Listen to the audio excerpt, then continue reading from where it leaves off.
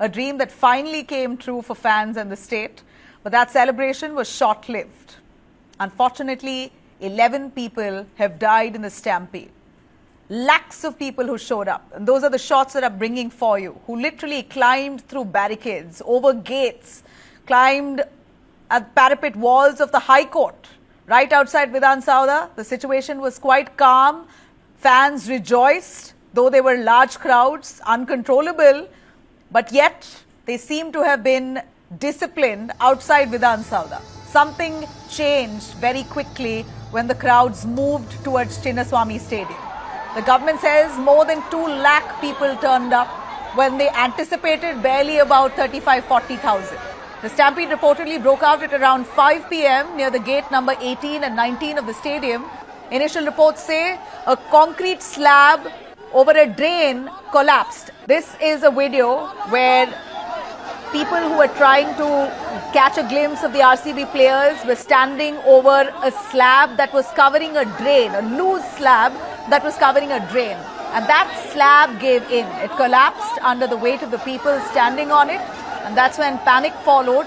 People fell. We hear near the drain that several lives were lost right at that place, at that spot.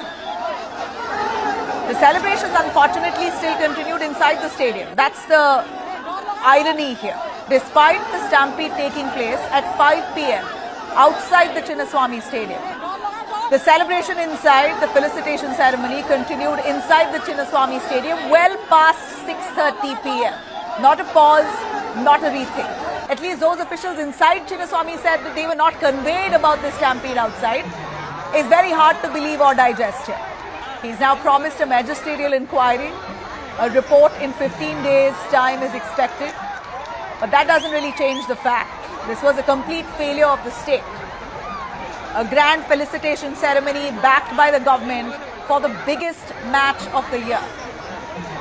And yet, not a plan in place for crowd outflow, no emergency exits or medical response was in place.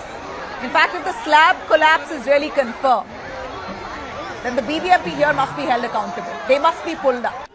How was it even possible for such a faulty infrastructure to even exist at a high footfall venue like Chinnaswamy Stadium? A loose slab placed casually over a drain. Karnataka government has announced 10 lakh as compensation to those deceased and free treatment and all possible help for those who are currently receiving treatment at hospitals.